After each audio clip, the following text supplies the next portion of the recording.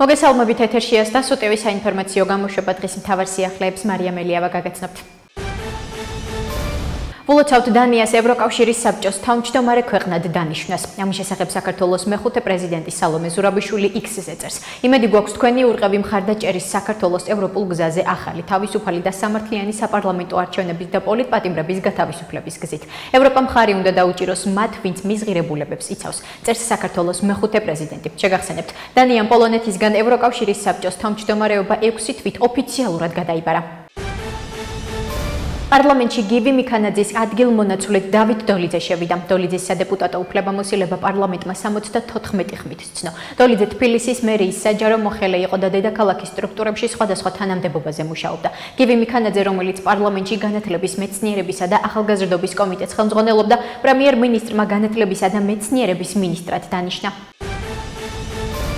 პარლამენტმა რიგგარეშე სესიის პლენარულ სხდომაზე პირველი მოსმენით დაჩქარებული წესით განიხილა და 81 ხმით მხარი დაუჭირა უცხოელთა და მოქალაქეობის არ მქონე პირთა სამართლებრივი მდგომარეობის შესახებ კანონში ცვლილებას. ამის შესახებ ინფორმაციას პარლამენტის პრესსამსახური ავრცელებს. მომხსენებლის იურიდიულ საკითხთა კომიტეტის თავმჯდომარის პირველი მოადგილის თორნიკე ჭეიშვილის განცხადებით კანონპროექტით განისაზღვრება არალეგალური მიგრაციის გამოვლენის მიზნით საცხოვრებელი ან სამუშაო ადგილის ან სხვა კერძო საკუთრების შემოწმების წესი. მისივე თქმით, იმ შემთხვევაში თუ არსებებს გადაუდებელი აუცილებლობა და დაყოვნებამ შეიძლება გამოიწვიოს უცხოელის მიმალვა, სამგზავრო დოკუმენტის განადგურება ან გადამალვა, ამ შემთხვევაში უკვე შინაგან საქმეთა სამინისტროს უფლებამოსილ ორგანოს უფლება ექნება და უყოვნებლივ დაიწყოს შესაბამისი საცხოვრებელი ან სამუშაო ადგილის სხვა კერძო საკუთრების მფლობელობის შემოწმება და 24 საათის განმავლობაში შესაბამისი შუამდგომლობით მიმართოს ამის თაობაზე მოსამართლეს.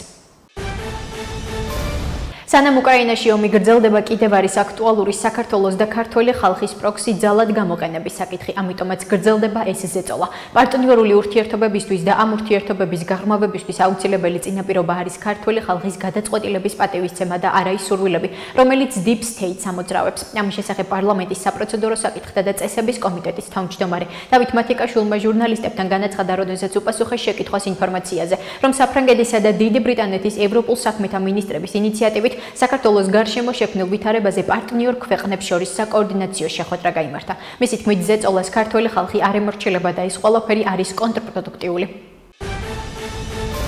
პარტია საქართველოსთვის წევრებმა ყველა სხდომა არასაპატიო მიზეზით გააცდინეს. შესაბამისად შეიძლება ითქვას, რომ საკუთარ თავს თავადვე უწყვეტენ მანდატს. მათ არც ერთი წუთი არ გაუტარებიათ პარლამენტის შენობაში, თუმცა დაახლოებით 800.000 ლარი პარტიული დაფინანსება აიღეს. ამის შესახებ პარლამენტის თავმჯდომარე შალვა პაპუაშვილმა ბიუროს სხდომაზე განაცხადა. მისი თქმით, პარტიას დაფინანსების მიღება 6 თვით დეპუტატებისთვის უფლებამოსილების შეწყვეტასთან ერთად შეუჩერდებათ.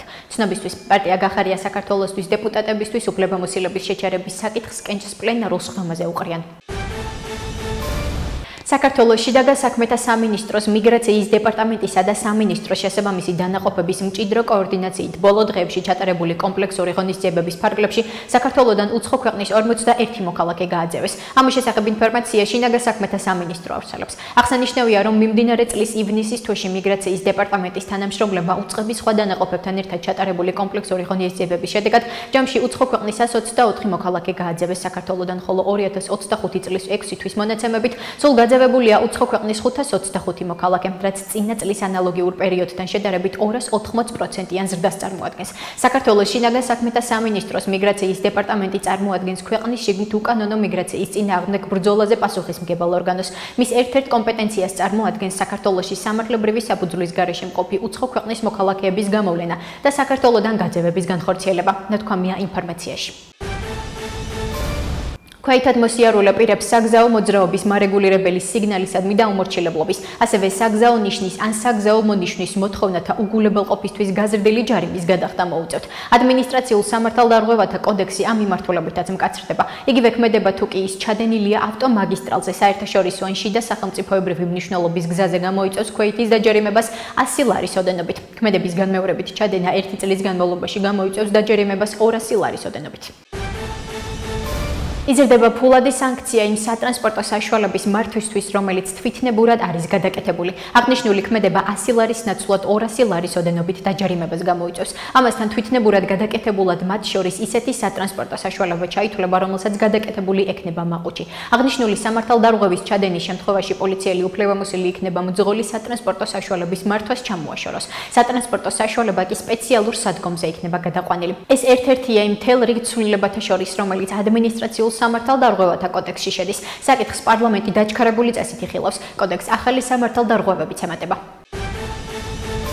გარემოს დაცვის ეროვნული სააგენტოს ინფორმაციით 2 ივლისის გვიან საღამოდან 4 ივლისის დღის მეორე ნახევრამდე აღმოსავლეთ საქართველოს უმეტეს რაიონში მოსალოდნელია წვიმა. ზოგან ძლიერი ელჭექი შესაძლებელია სიტყვა და ქარის დრო გამოშვებით გაძლიერება. სააგენტოს ცნობით მოსალოდნელმა ნალექებმა შესაძლებელია აღმოსავლეთ საქართველოს პატარა მდინარეებზე წყალმოვარდნები, ხოლო გორაკ-ბორცვიან და მთიან ზონებში მეწყრულ ღვარცოფული პროცესების ჩასახვა გააქტიურება გამოიწვიოს.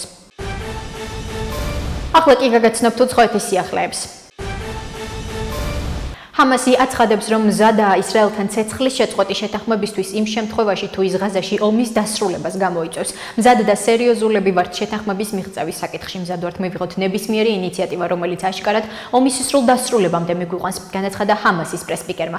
მედიის ინფორმაციით ეგვიპტელმა ჩინოვნიკმა განაცხადა, რომ მოსალოდნელია ჰამასის დელეგაცია ცეცხლის შეწყვეტის წინადადების განსახილველად კაიროში, ეგვიპტელ და კატარელ შუამავლებს შეხვდება. შეგახსენებთ, ამერიკის შეერთებული შტატების პრეზიდენტმა დონალდ ტრამპმა განაცხადა, რომ ისრაელი ღაზაში ცეცხლის 60 დღიანი შეწყვეტის შეთანხმების პირობებს დასთანხმდა.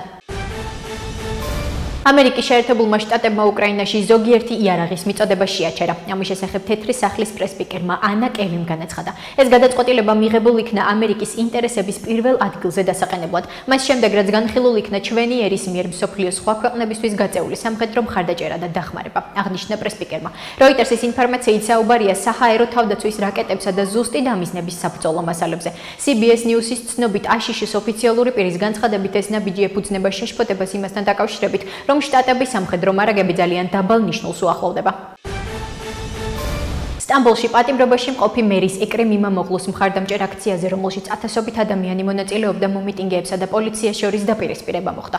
სპეცრაზმა მომიტინგეების დასაშლელად ეგრეთ წოდებული წიწაკის სპრეი გამოიყენა. გავრცელებული ინფორმაციით დაკავებულია რამდენიმე ადამიანი. ცნობისთვის, თურქეთის პოლიციამ სტამბოლის მერი და ოპოზიციური რესპუბლიკური სახალხო პარტიის პრეზიდენტობის კანდიდატი ეკრემ იმამოღლუ 2025 წლის 19 მარტს დააკავა და მოგვიანებით 23 მარტს იმამოღლუს კორუფციის ბრალდებით წინასწარი პატიმრობა შეუფარდეს და მერის თანამდებობასაც ჩამოაშორეს. მის დაკავებას თურქეთში მასობრივი საპროტესტო გამოსვლები მოჰყვა. ტაურუსის ტიპის ფრთოსანი რაკეტების უკრაინისთვის გაგზავნა იყო და რჩება ვარიანტად. ამის შესახებ გერმანიის კანცლერმა ფრიდრიხ მერცმა EARD-ის ეთერში განაცხადა. ამასთან კანცლერის თქმით მიაჩნია, რომ უკრაინის არმიისთვის რაკეტების მიწოდება მის ქვეყანას რუსეთის ფედერაციასთან ომის მხარეთ არ აქცევს. მერცმა განმარტა, რომ ტაურუსის რაკეტებთან მუშაობა უკიდურესად რთულია, ამიტომ უკრაინელი სამხედრო მოსამსახურეების წვრთნას მინიმუმ 6 თვე დასჭირდება.